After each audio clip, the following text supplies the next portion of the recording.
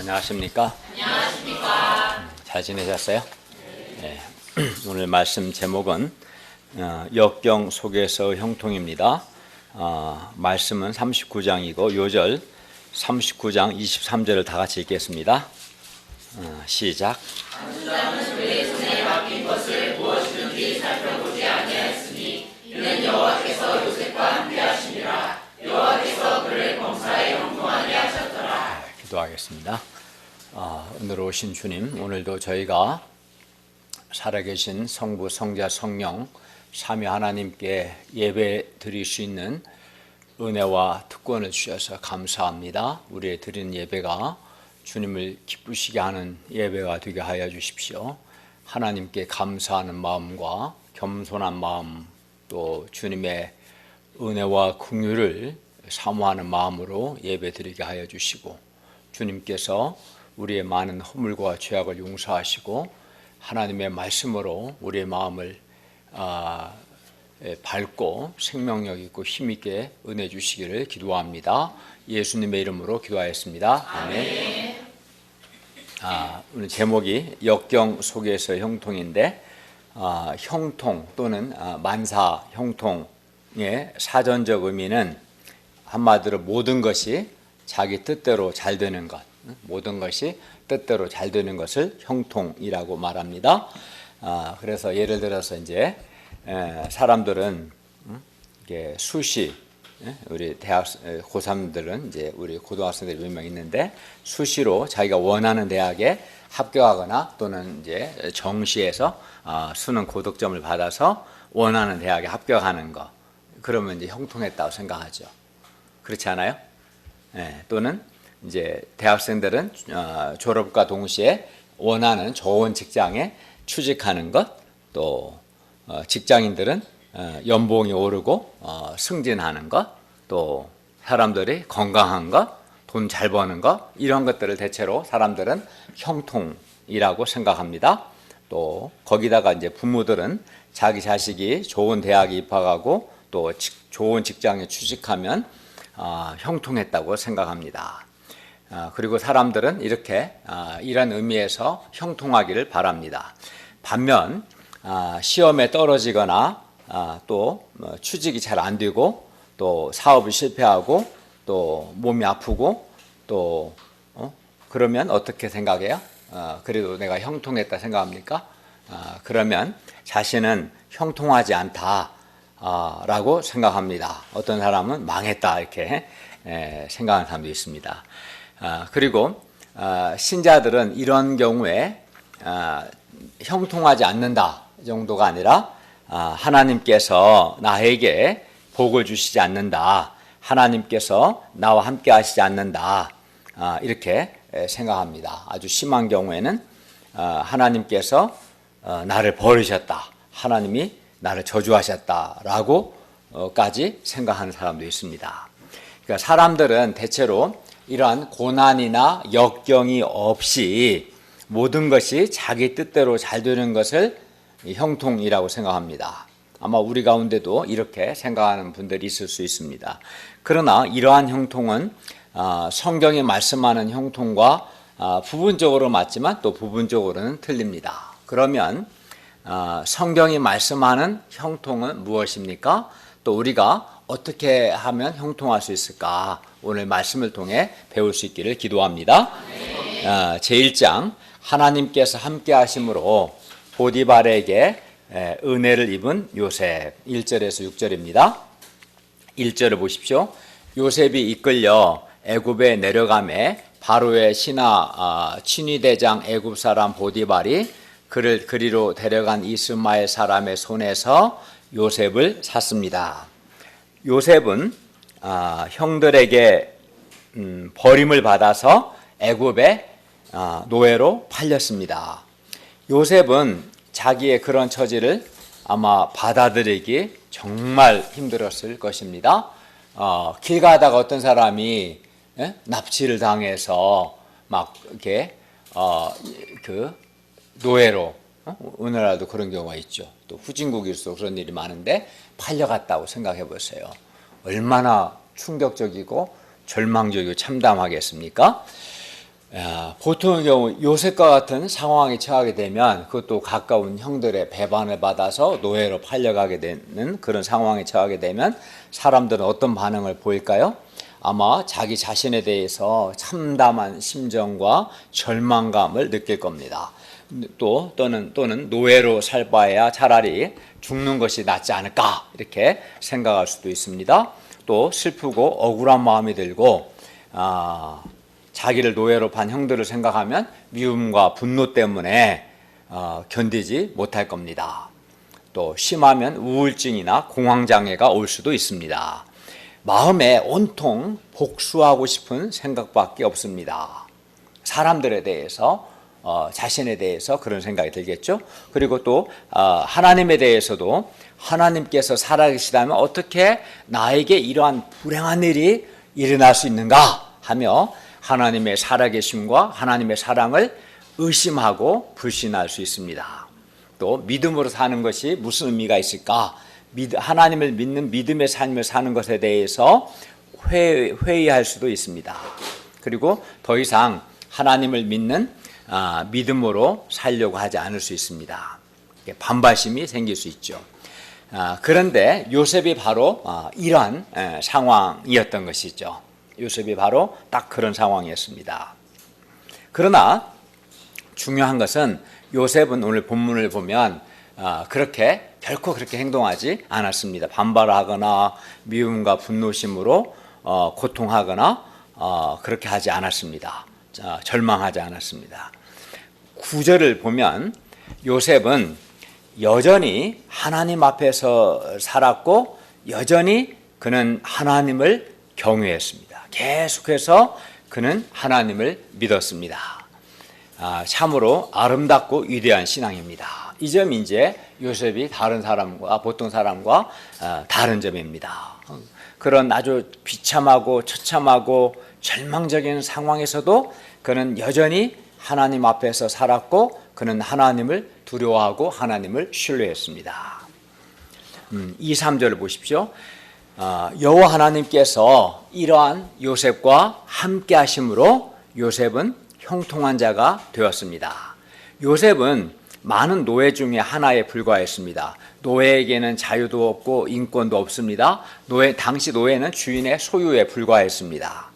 노예로서 요셉의 삶은 비참함과 절망 그 자체였습니다. 형들에게 버림을 받아서 노예가 된 요셉의 인생은 인간적으로 보면 이미 다 끝나버린 것처럼 보입니다. 그에게 어떤 희망도 어떤 소망도 미래도 전혀 없어 보입니다. 그러나 사람에게 버림받아 노예가 되었다고 해서 그것으로 요셉의 인생이 끝난 것은 아니었습니다. 대부분 사람들은 이런 상황이면 다 끝났다고 생각하고 포기하고 절망하는데 결코 그렇지 않습니다. 여호와 하나님께서 2절을 보면 요셉과 함께 하심으로 요셉은 고난과 역경 속에서 형통한 자가 되었습니다. 그리하여 그의 주인 애굽 사람 보디발조차도 여호와께서 요셉과 함께 하심을 보며 또 여호와께서 그의 범사에 형통하게 하심을 보았습니다. 보디발은 여호와 하나님을 모르는 이방인 불신자였습니다. 그러나 그가 보기에도 여호와 하나님께서 분명 요셉과 함께 하시고 요셉의 범사에 형통하게 하시는 것이었습니다. 그래서 여호와 하나님께서 함께 하실 때 비록 우리에게 고난과 역경이 있지만 그 고난과 역경 속에서 우리는 형통할 수 있습니다. 그러니까 고난과 역경으로 우리 인생이 끝나는 것이 아닙니다. 4절부터 6절을 보십시오. 요셉이 그의 주인에게 은혜를 입어 섬겼습니다. 요셉이 그의 주인에게 은혜를 입은 것은 보디발이 여호와께서 요셉과 함께 하셔서 그의 범사에 형통하게 하심을 보았기 때문이고 또 여호와께서 요셉으로 하여금 그의 주인에게 은혜를 입게 하셨기 때문입니다. 보디발은 요셉을 가정총무로 삼고 자기 소유를 다 그의 손에 위탁했습니다. 노예에게, 그것도 외국인 노예에게 자기 소유를 다 맡긴다는 것은 결코 쉬운 일이 아닙니다. 정말 깊이 신뢰하지 않으면 맡길 수 없습니다.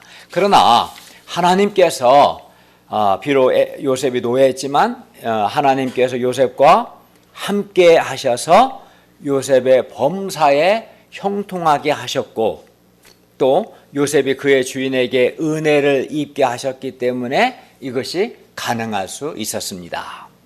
5절을 보십시오. 그가 요셉에게 자기의 집과 그의 모든 수유물을 주관하게 한 때부터 여호와께서 요셉을 위해서 그 애굽 사람의 집에 복을 내림으로 여호와의 복이 그의 집과 밭에 있는 모든 수유에 미쳤습니다. 보디발의 밭도 여호와 하나님의 복을 받았고 밭에 있는 모든 수유도 여호와 하나님의 복을 받았습니다. 그리하여 보디발은 요셉 때문에 여호와 하나님의 복을 받아 큰 부자가 될 수 있었습니다. 그러니까 이방인 보디발이 하나님의 복을 받은 것은 순전히 요셉 때문이었던 것이죠. 그리하여 보디발은 그의 모든 수요를 다 요셉의 손에 위탁하고 자기가 먹는 음식 외에는 일체 간섭하지 않았습니다. 그러니까 보디발도 그걸 본 거죠. 여호와께서 요셉과 함께 하셔서 요셉의 범사에 형통하게 하시고 요셉 때문에 그의 모든 소유에 여호와께서 복을 주시는 것을 보디발이 보았기 때문에 보디발이 그의 모든 소유를 다 요셉의 손에 맡길 수 있었던 것입니다. 애굽 사람 보디발은 우상 숭배자였기 때문에 여호와 하나님께서 이러한 그에게 복을 주실 이유가 전혀 없었습니다. 그럼에도 불구하고 보디발이 여호와의 복을 받은 것은 순전히 요셉 때문이었습니다. 여호와께서 요셉 때문에 요셉을 위하여 그 애굽 사람 보디발의 집에 복을 내리신 겁니다. 요셉은 그 신분이 비록 노예였지만 여호와 하나님께서 그와 함께 하심으로 그는 형통할 수 있었고 뿐만 아니라 보디발이 여호와의 복을 받게 하는 복의 통로가 될 수 있었습니다. 그리하여 하나님께서 아브라함에게 하신 약속의 말씀 너를 축복하는 자에게는 내가 복을 주고 라는 말씀이 요셉에게 성취되었습니다.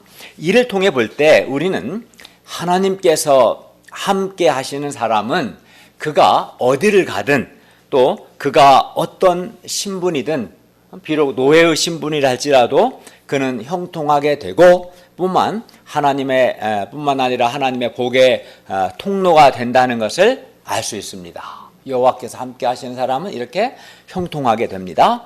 우리도 여호와 하나님께서 함께 하심으로 먼저는 우리 자신이 형통하게 되고 뿐만 아니라 나를 통해 다른 사람이 하나님의 복을 받게 하는 복의 통로가 되기를 바랍니다. 아멘. 제2장 하나님을 경외한 요셉 6절 하반절에서 18절 말씀입니다.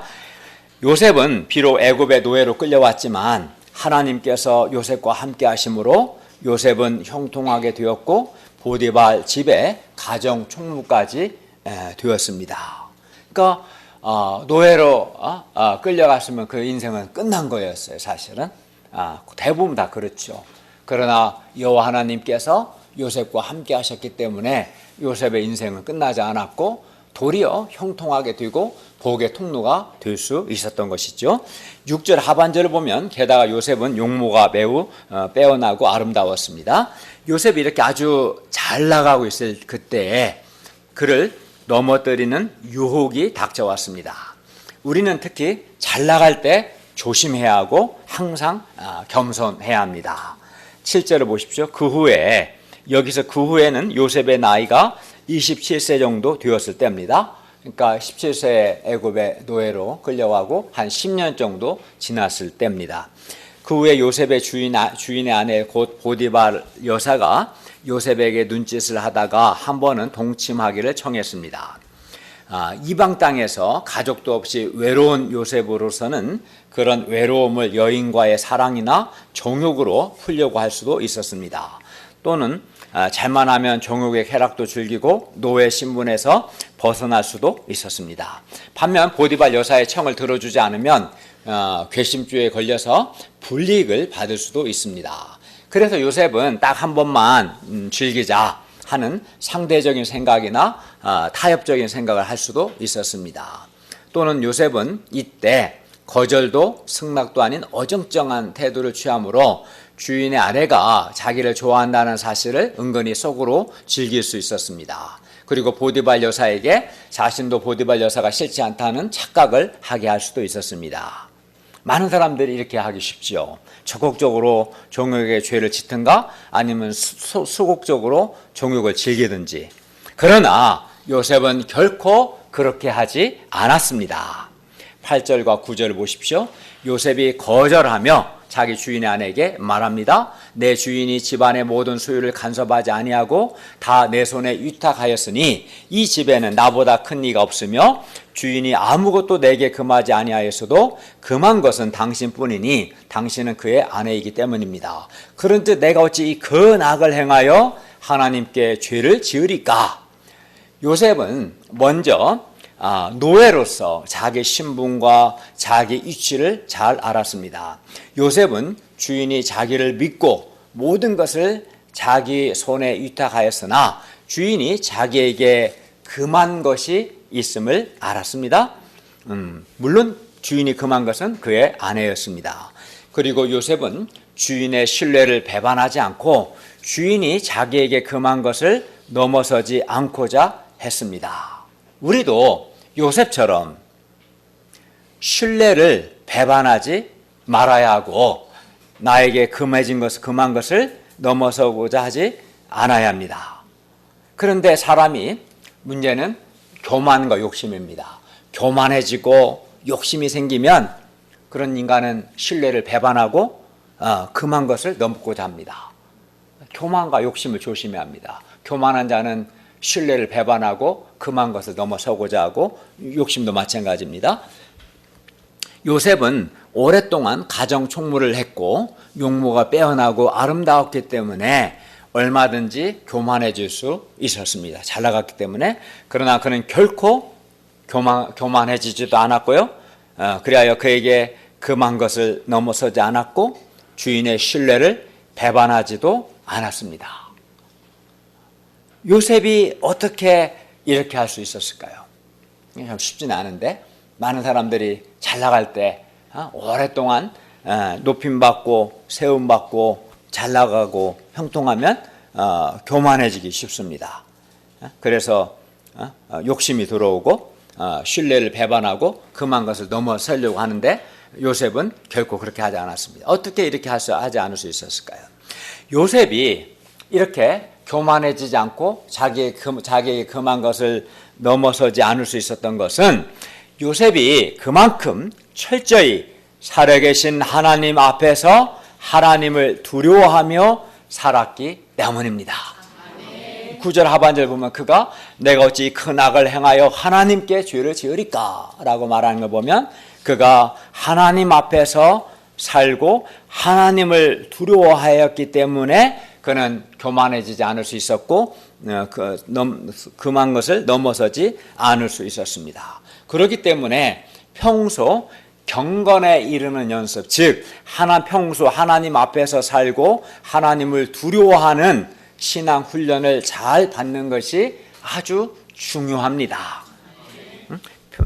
그렇지 않은 사람은 이런 데 넘어집니다. 평소 경건에 이르는 연습, 곧 하나님 앞에서 살고 하나님을 두려워하는 이러한 신앙 훈련을 잘 받은 사람은 위기의 때, 요셉의 경우에는 예를 들면 노예가 되었을 때도 위기고 또 정욕의 유혹을 받았을 때도 위기인데 이런 경건 훈련이 잘 된 사람은 위기의 때에 빛을 발합니다.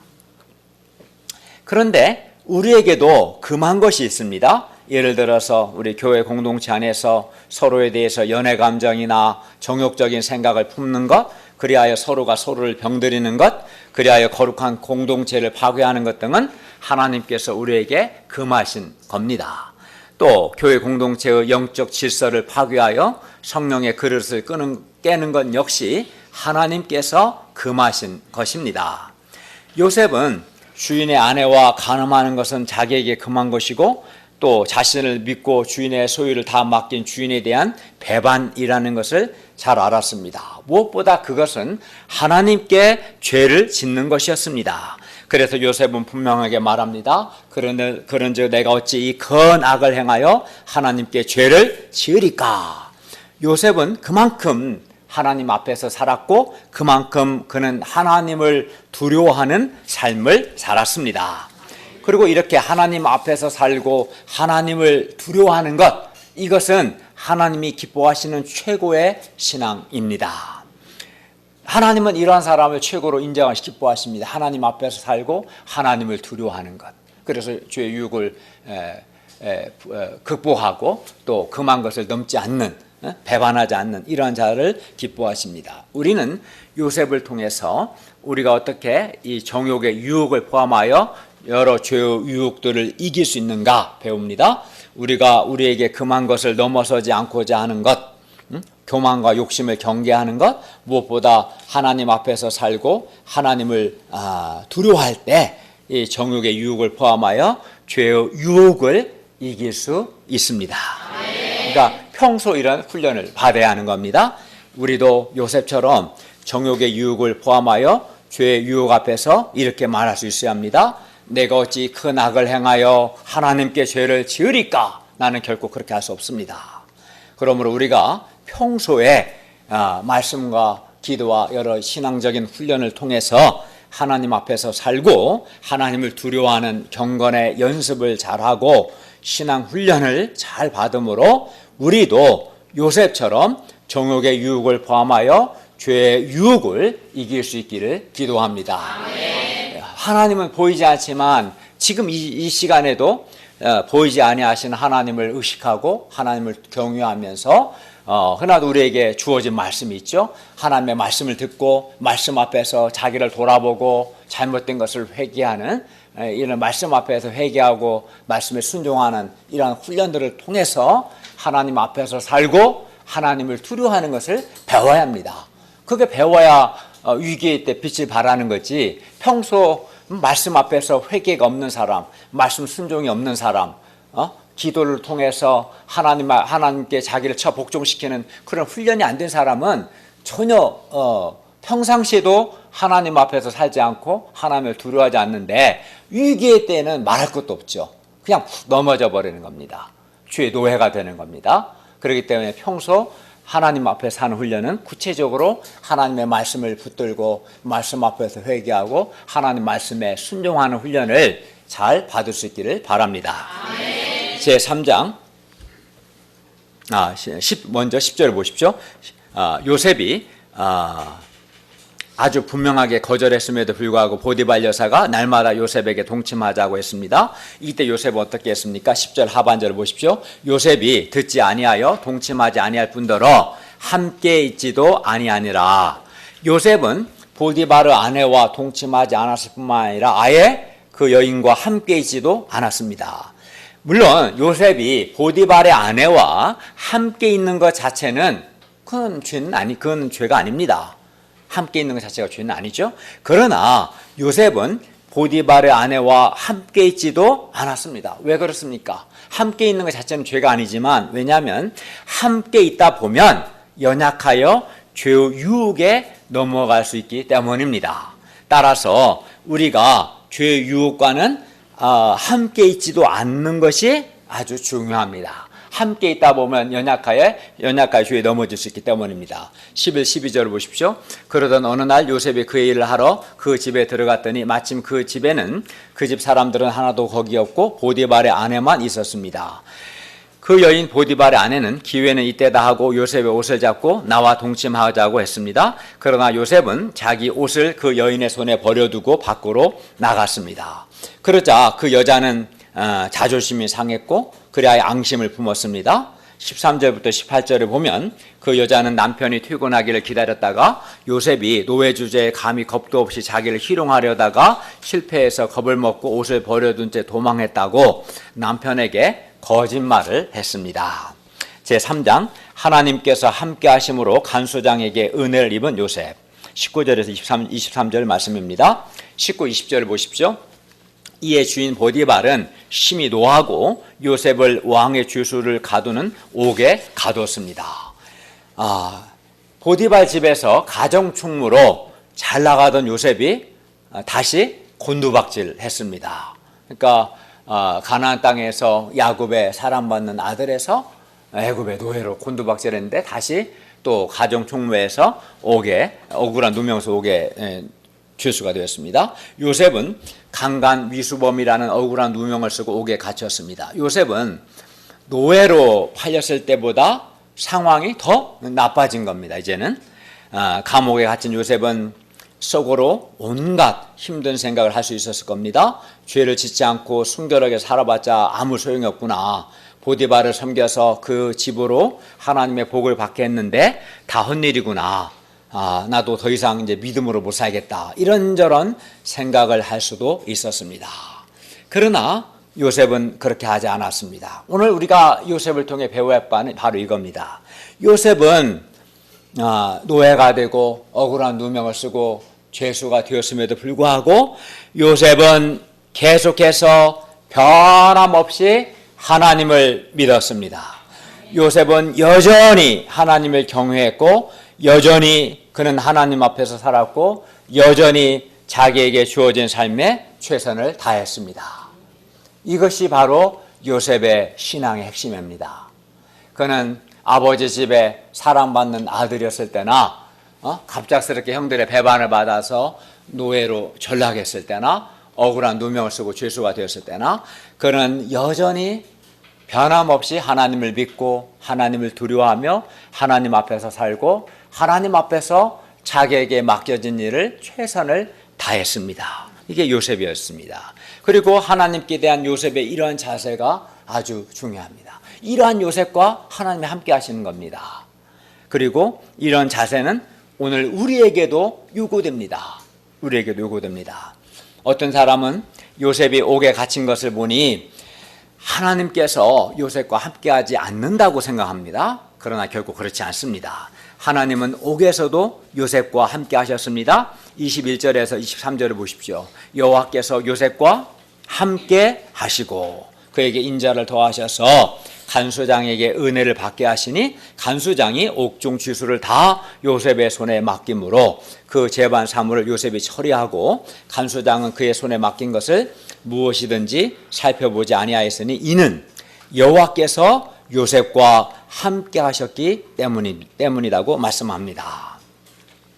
여호와께서 요셉과 함께 하셔서 요셉을 범사에 형통하게 하셨고 또 인자를 더하셨습니다.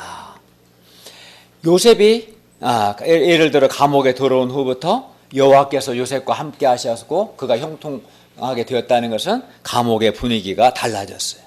감옥은 어둡고 무겁고 절망적인 곳입니다. 그런데 요셉이 감옥에 들어온 후로는 감옥이 밝아졌습니다. 그러니까 요셉이 하는 모든 일과 하나님이 함께 하시고 복을 주셔서 그 하는 일들이 잘 되고 요셉을 통해서 사람들이 은혜를 받게 되는 그러한 일들이 일어났습니다. 이는 하나님께서 요셉과 함께 하셨고 그를 범사에 형통하게 하셨기 때문이었습니다. 이 상에서 우리는 매우 중요한 진리를 배웁니다. 첫째, 성경이 말씀하는 형통은 고난과 역경이 없는 형통이 아니라 고난과 역경 속에서의 형통입니다. 사람들은 건강하고 사업도 잘 되고 시험도 합격하고 또 연봉도 많고 돈도 잘 벌고 모든 일이 자기 뜻대로 잘 되는 것을 형통이라고 생각합니다. 그리고 사람들은 하나님께서 함께 하시면 역경이 없어야 하고 고난이 없어야 하고 만사가 형통해야 한다고 생각합니다. 그래서 정말 하나님께서 함께 하신다면 처음부터 아예 요셉이 애굽의 노예가 되지 않았어야 한다고 생각합니다. 이렇게 사람들이 주로 생각하는 형통은 고난이나 역경이 없는 형통입니다. 그래서 사람들은 실패나 시련이나 환난 등을 만나면 이제 이런 기본 생각을 가지니까 사람들은 고난이나 어려움, 역경이 없이 하는 일이 다 잘 되는 거, 이게 이제 형통이라고 생각하니까 이런 생각하는 사람들은 어때요? 이제 어려움이 생기면은 나는 형통하지 않다, 즉 하나님께서 함께 하시지 않는다라고 생각하는 것이죠. 그래야 역경, 고난 자체 때문에도 힘들지만 하나님이 나와 함께 하시지 않는다, 하나님이 나를 버리셨다, 이런 생각을 하기 때문에 마음이 더 어두워지고 더 고통스러워하게 되는 거예요. 그러니까 불신자들은 그냥 역경 고난 때문에 힘든데, 신자들은 역경 고난 때문에도 힘들고 그걸 통해서 하나님이 나와 함께 하시지 않고 하나님이 나에게 복을 주시지 않는다 라고 이 잘못된 어두운 부정적인 생각을 하니까 또 그 생각 때문에 또 힘든 거예요. 근데 생각의 전제가 잘못된 거지. 성경을 보면 하나님이 함께 하시고 형통한 사람은 고난이 없거나 역경과 시련이 없는 게 아니거든요. 오히려 사도들의 삶들 보고 대부분의 삶이 다 그런 거예요. 대부분 신자들의 삶을 성경을 자세히 보면 역경이 있어요. 아주 심한 경우에 이제 이렇게 그런 잘못된 생각하는 사람들은 하나님이 나와 함께 하시지 않는다, 나에게 복을 주시지 않는다, 더 나아가서 나는 하나님께 버림받은 것 같다, 저주받은 것 같다, 이런 슬프고 어두운 생각을 하기도 합니다. 그러다가 이제 시험에 들어요. 믿음을 잃어버리는. 그러나 오늘 본문을 볼 때 하나님께서 요셉과, 오늘 보세요, 2절도 그렇고 21절도 그렇고 23절도 그렇고 계속 반복되는 말씀이 하나님께서 요셉과 함께 하셨다는 거예요. 그 결과 요셉이 형통하게 되었다는 거, 이게 반복되잖아요. 그래서 하나님께서 요셉과 함께 하셨음에도 불구하고 요셉은 애굽의 노예로 끌려오기도 했고요, 억울한 누명을 쓰고, 강간 미수범이라는 지저분한 누명을 쓰고 옥에 갇히기도 했습니다. 그렇죠? 따라서 고난과 어려움과 역경이 있다고 해서 하나님께서 그 사람과 함께 하시지 않는 것이 결코 아닙니다. 요셉이 노예로 끌려오고 억울한 누명을 쓰고 옥에 갇혔음에도 불구하고 성경은 분명히 말씀합니다. 여호와께서 요셉과 함께 하셔서 요셉이 형통한 자가 되었다. 2절, 3절, 21절, 23절 반복해서 말씀합니다.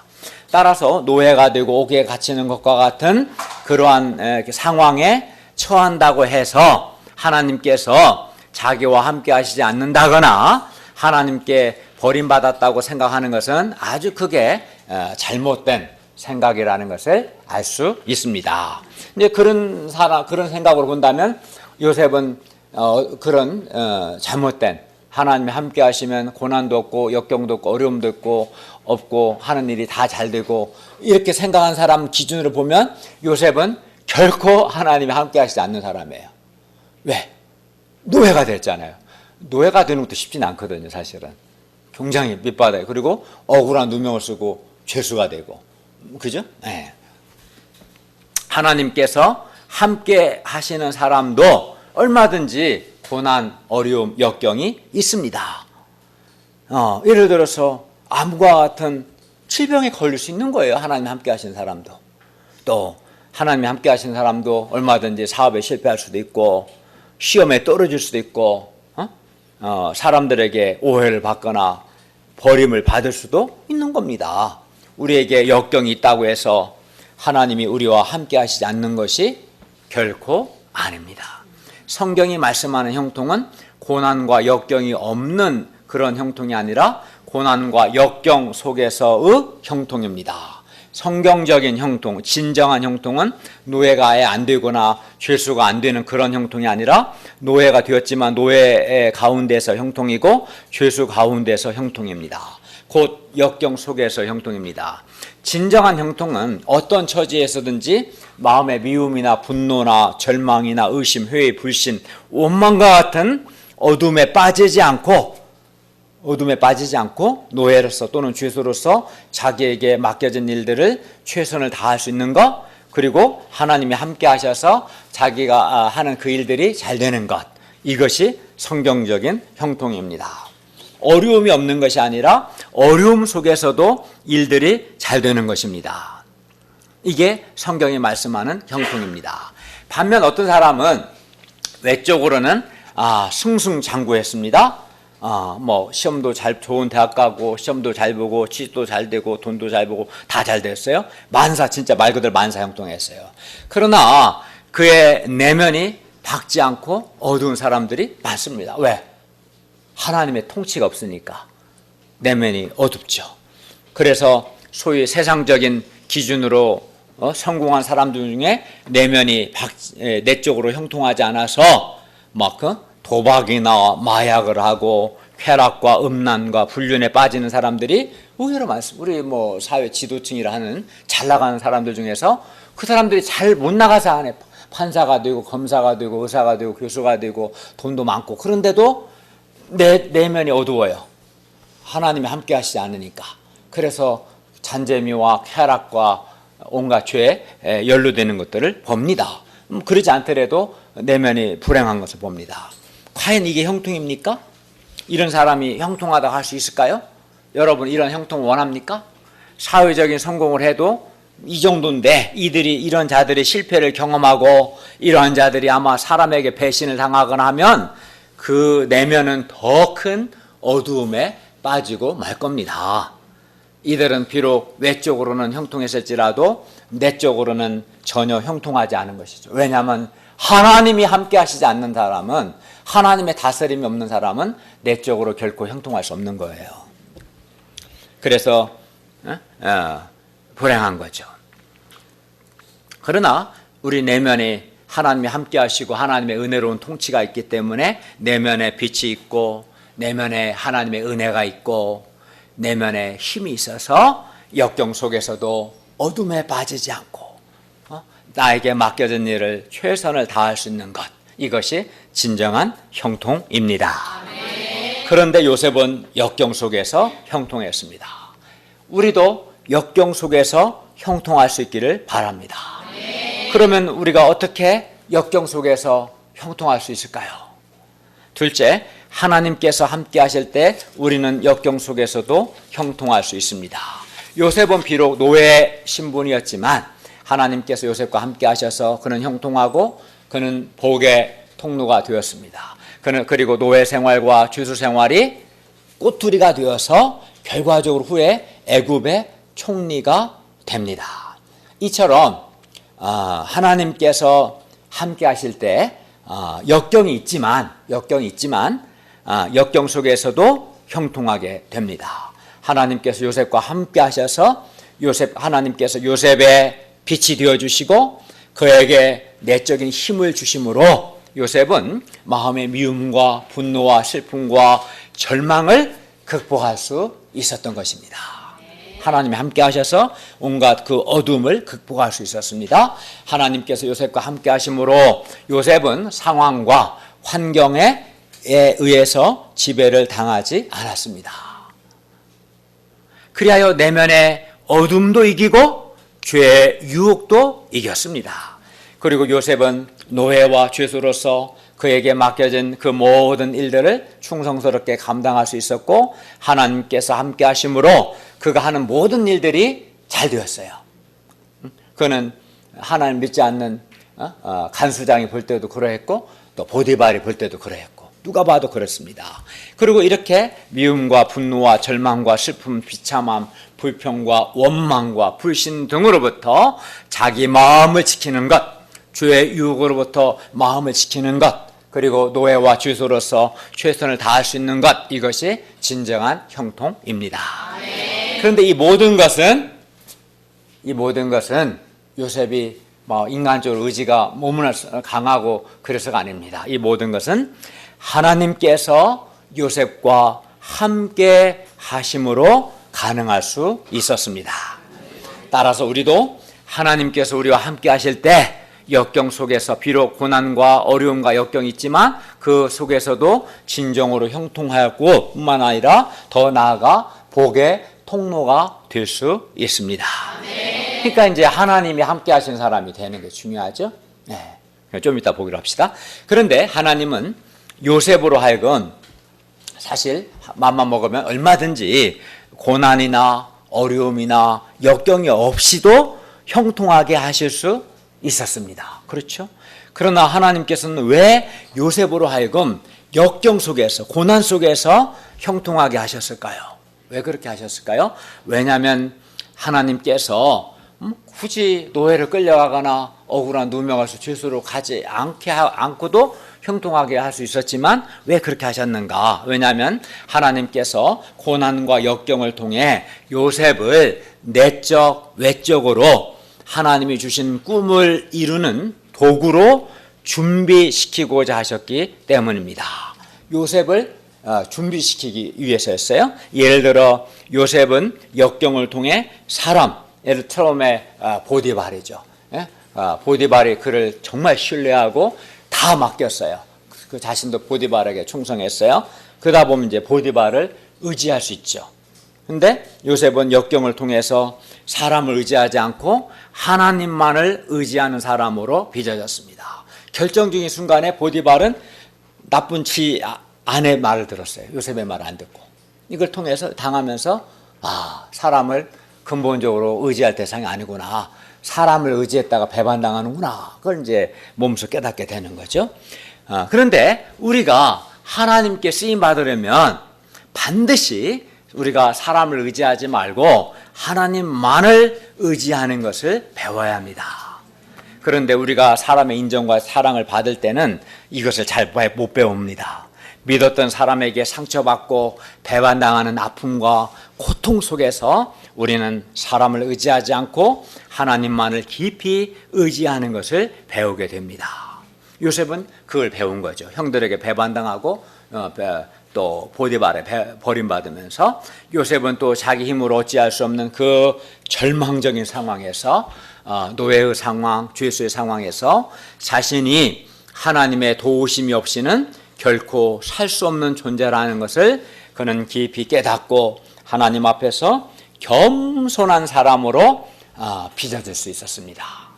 요셉은 또 보디발의 집과 그의 모든 수유, 옥중 주수와 옥의 제반 사무를 맡아서 섬기면서 그는 섬김을 받는 자가 아니라 도리어 섬기는 자로서 섬기는 자로 훈련받고 또 섬기는 자로 내면이 변화되고 연단받고 성숙해졌을 겁니다.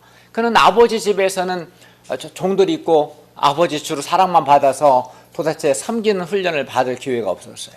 다 갖다 주는 거야. 물도 갖다 주고 뭣도 갖다 주고. 근데 노예는 맨날 일을 해야 돼요. 옥에서도 일하고. 그래서 그는 섬기는 훈련을 받은 거예요. 그걸 훈련을 받지 않은 자는 결코 하나님께 쓰임 못 받습니다. 결코 지도자가 될 수 없어요. 섬기는 것을 배우지 않고 훈련받지 않는 사람은 결코 하나님께 쓰임 받을 수 없죠. 네. 근데 요셉은 이런 섬기는 훈련, 목자 훈련을 받은 거예요. 한마디로 사람을 돕고 사람을 섬기는 목자 훈련을 받은 겁니다. 그러면서 이 과정에서 실제적인 실력도 갖추게 되는 거예요. 사람을 돕고 일을 처리하면서 여러 가지 한 집안을 다스리는 법을 배우고 이것이 기초가 되고 실력이 되어서 나중에 한 나라를 다스리는 총리가 되는 것이죠. 이런 훈련을 받아야 사람이 내면도 변화되고 실력도 갖추는 거예요. 그런데 섬기는 삶을 안 사는 사람은 도대체가 내면이 변화가 안 돼요. 연단을 받을 기회가 없어요. 목자 훈련을 받지 않는데 내면이 성장할 수가 없어요. 뿐만 아니라 아무것도 안 하는 사람은 실력이 안 생겨. 문제는 그래 자꾸 해봐야 하는 과정에서 실력이 생기거든요. 요셉은 이렇게 내면 훈련도 받고 실력도 갖추게 되었습니다. 요셉은 이렇게 역경과 시련을 통해서 하나님만을 의지하는 겸손한 사람으로 빚어지고 사람을 돕고 섬기는 내면성 훈련, 목자 훈련도 받았습니다. 보디발의 모든 수유와 옥의 제반 사무를 맡아 처리하면서 실제로 경영 훈련도 받은 것이죠. 요셉이 꿈만 꿔서 꿈 2번 꿨다고 애굽의 총리가 바로 된 것이 결코 아닙니다. 그가 많은 훈련과 10년이 넘는 기간 동안 노예로서 죄수로서 그는 정말 한 13년 됐죠. 많은 훈련과 연단을 통해서 신앙적으로 하나님만 의지하는 사람이고 겸손한 사람으로 빚어지고 내면이 사람을 돕고 섬기는 목자의 내면으로 빚어지고 실제적인 실력도 갖추게 되고 그 후에 하나님이 30세에 그를 애굽의 총리로 된 겁니다. 총리로 쓰신 거지 그냥 꿈 2번 딱 꾸면 되나? 그렇지 않습니다. 그 삶 속에서 그걸 감당해야 돼요. 감당하면서 해야 내면 훈련도 받고 실력도 생기는 거예요. 안 한 사람은 내면도 하나도 연단이 안 되고 빚어지지도 않고 성숙해지지도 못하고 실력도 없어요. 그렇게 되면. 네. 그리고 결과적으로 보면 요셉이 노예가 되고 옥에 갇혔기 때문에 후에 애굽의 또 총리가 되는 거예요. 결과적으로 보면 요셉이 애굽의 노예로 팔리고 또 더러운 죄를 뒤집어 쓰고 감옥에 갇히는 그 억울한 일에 하나님의 선하신 뜻이 있었음을 우리는 이제 알 수 있습니다. 또 그것이 하나님께서 주신 꿈을 이루는 가장 빠른 길이었음을 또한 알 수 있습니다.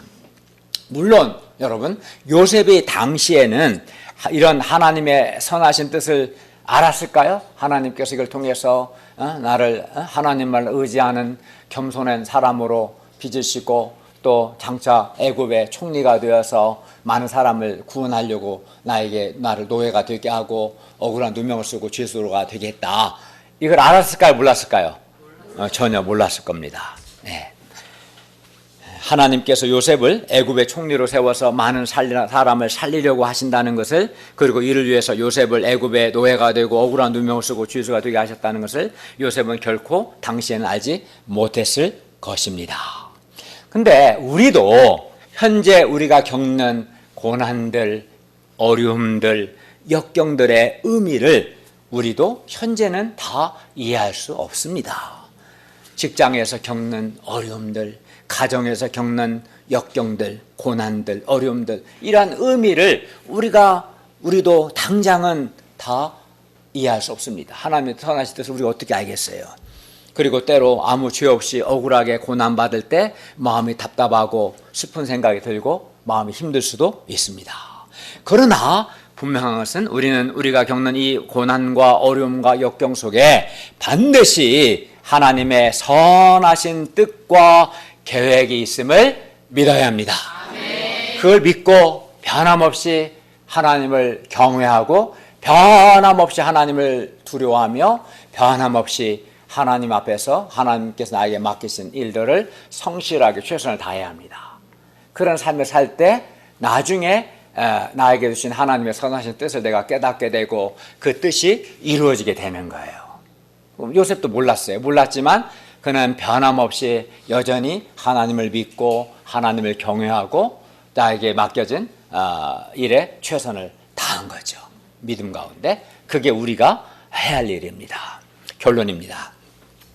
이상에서 성경이 말씀하는 형통은 고난과 어려움과 역경 속에서의 형통이고, 하나님이 함께 하실 때 우리는 역경 속에서도 형통할 수 있음을 배웠습니다. 그리고 하나님께서 우리에게 역경을 주시는 것은 내적으로는 우리가 하나님만을 의지하는 겸손한 사람이 되고, 또 우리의 내면을 변화시키기 위함이고, 외적으로는 하나님께서 우리에게 주신 꿈을 이루기 위해서라는 것을 우리가 배웠습니다. 그리고 우리가 겪는 이런 고난과 역경 속에 반드시 하나님의 선하신 뜻이 있음을 또한 우리는 배웠습니다.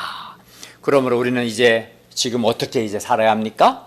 우리는 성경에 말씀하는 형통은 역경 속에서의 형통이며, 하나님께서 함께 하실 때 역경 속에서도 형통할 수 있음을 믿고, 또 고난과 역경 속에 하나님의 선하신 뜻이 있음을 믿고, 첫째는 역경의 때에, 고난의 때에 하나님이 나와 함께 하시지 않는다거나 하나님께서 나를 버리셨다는 그런 어둡고 불신적인 생각을 하지 않아야 합니다.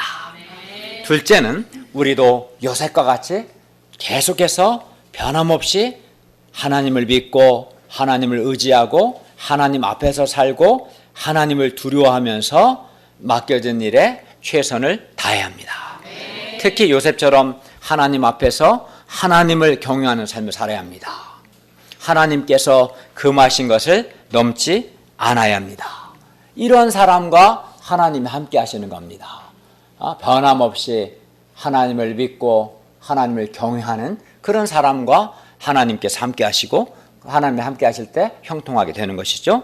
셋째는 고난과 역경 속에 하나님의 선하신 뜻이 있음을 믿고 하나님의 내적 외적인 이런 훈련들을 잘 받아야 합니다. 그래야 우리가 하나님께서 우리와 함께 하셔서 말씀을 통해 주시는 내적인 힘과 빛과 은혜를 덧입음으로 내면의 어둠과 또 정욕을 포함하여 죄의 유혹들을 이기고 역경 속에서도 진정으로 형통할 수 있기를 기도합니다. 그리고 이 모든 과정을 통해서 하나님의 사람으로 준비될 수 있기를 바랍니다. 기도하겠습니다. 오늘 주님, 오늘 말씀을 통해서 신자의 형통은 고난과 어려움과 역경이 없는 형통이 아니라 고난과 역경과 어려움이 있고 그 속에서 형통임을 가르쳐 주셔서 감사하고 또 하나님이 함께 하실 때 또 형통할 수 있음을 배웠습니다. 무엇보다 이 고난과 역경에 하나님의 선하신 뜻이 있음을 믿고 우리가 변함없이 하나님을 신뢰하고 경외하는 삶을 사는 것이 매우 중요하고 또 맡겨진 일을 최선을 다하는 것이 매우 중요함을 배웠습니다. 그래야 하나님께서 그러한 자와 함께 하셔서 형통하게 하시고 그를 준비시키시는 것을 배웠습니다. 우리가 역경과 고난에 하나님의 선하신 뜻이 있음을 믿고 변함없이 하나님 앞에서 하나님을 경외하는 삶을 살고 우리에게 주어진 삶을 최선을 다할 수 있도록 도와주시옵소서. 예수님의 이름으로 기도하였습니다. 아멘.